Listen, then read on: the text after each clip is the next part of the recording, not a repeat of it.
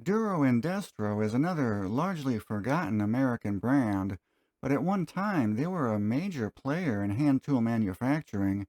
In fact, they were originally two competing brands, each of which has an interesting story to tell. The tale of Indestro begins in Portland, Oregon in the early 1900s, where Harold G. Rice and Landor Penn ran the Rice Penn Supply Company, a company that supplied components for pre-built houses. But Harold felt a patriotic duty at the start of World War I, and he left the business to serve in the Oregon National Guard at the age of 42.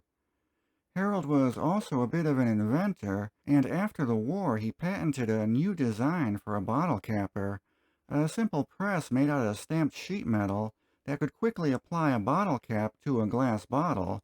The capper featured a rubber cushion to prevent excess pressure from cracking the bottle, and was advertised as being made from indestructible steel. This was the origin of the Indestro brand name. It was just a shortening of indestructible. Unable to find success marketing his invention in Portland, Harold borrowed some money from his business partner Landor, packed up his family, and moved to Chicago, Illinois, which was a hub of industry at the time. The Sure Seal Bottle Capper Company was established in 1921, with the Indestro brand being formed to sell these bottle cappers. Using rented space and presses in a factory on Canal Street, the bottle cappers were produced here until 1922, when a fire destroyed the factory, necessitating a move to Harrison Street where production resumed.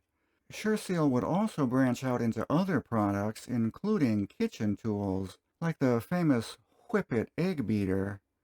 Yeah, whip it good.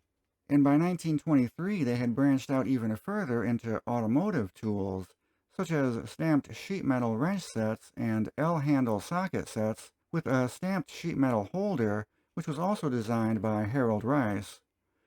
By 1925, their expansion required another move to a larger factory on Coyne Avenue and a change of the company name from SureSeal to Indestro Manufacturing to reflect their wider product line. Indestro would become a big name in contract manufacturing, with tools being sold at Western Auto, Sears, Gamble Skogmo, Montgomery Wards, and Woolworths. Business seemed to be booming, and in 1929 Indestro moved again to a brand new state-of-the-art factory in Chicago's Kedzie district. This new plant featured 75 punch presses, 65 automatic screw machines, an in-factory restaurant, and air conditioning. However, also in 1929, the stock market crashed, and the American Great Depression began. Unable to pay back their financing for the new plant, in 1932 Indestro would go bankrupt. Harold Rice was forced to pack up and move his family back home to Oregon, with the remnants of his company being sold at public auction on June 11, 1933. Well, that sucks. But what about the Duro part of Duro-Indestro? Duro Metal Products was founded in Chicago, Illinois in 1916, or 17 or 18 depending on which source you look at, by Norris McNaught and William Odlum, with Norris's wife Gertrude acting as secretary-treasurer. Their initial products were designed by William Lilly, the Lilly Hoist Controller, a safety controller for elevators in mines. This machine would limit the speed of the lift to ensure that it came to a complete stop before hitting the bottom of the shaft. Duro would also expand into automotive tools in the late 20s, many designed by McNaught himself, in direct competition with Indestro. Duro also secured a contract to produce tools for Sears in 1929, and also would go on to supply Western Auto and Wards in the 1930s. In 1931, they trademarked the brand name Durochrome, and check out the puppers. Yeah, they had a pretty cool-looking cartoon dog mascot. Doggone good tools. It was Duro who in 1933 purchased the remnants of Indestro manufacturing, and the Indestro brand would live on as a subsidiary under Duro, two separate brands with two separate catalogs, but often with similar or overlapping product lines in between them. Duro would get the tagline Tools of Progress, while Indestro became Tools of Service. In 1934, Duro hired Theron Hedgepeth, the former VP of the Portable Power Tool Corporation, to design machines for Duro. Duro had a full line of woodworking power tools as well. In 1935, Norris McNaught patented Duro's biggest innovation, hot broached sockets. This new method of forming sockets would eventually become the industry standard. By preheating the socket blank before broaching, the metal would flow more easily, reducing potential stress cracks and producing a smooth finish to the inner walls of the socket. 1936 was their introduction of the streamlined wrench design, a dart pattern either recessed into the tool or on a raised panel. They hit a little bump in the road in 1940 when Indestro was sued by the FTC for unfair and deceptive trade practices.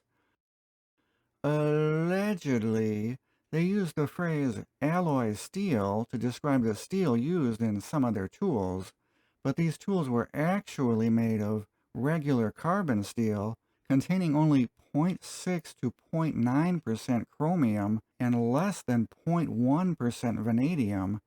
The FTC ruled that this small of a percentage of alloy was considered only a residual amount and did not qualify for the label alloy steel. Indestro would change the labeling on these tools to select steel. Like most manufacturers, Duro and Indestro received a boost in business during World War II, providing tools to the U.S. government for the war effort. Many of these tools were unbranded or simply marked DI for Duro-Indestro, or can sometimes be identified by a circle X or a G with a number code stamped onto them. In 1942, Norris McNaught passed away suddenly at the age of 51, leaving his share of the company to his wife Gertrude. Gertrude would split her time between the company, which she now co-owned with William Odlum, and the dairy farm in Schaumburg that she and Norris had purchased just a few years before his death, where she raised show cattle and became a 5-time consecutive champion at the International Livestock Exposition. In 1967, Gertrude remarried to William Odlum, her late husband's partner and current chairman of Duro-Indestro.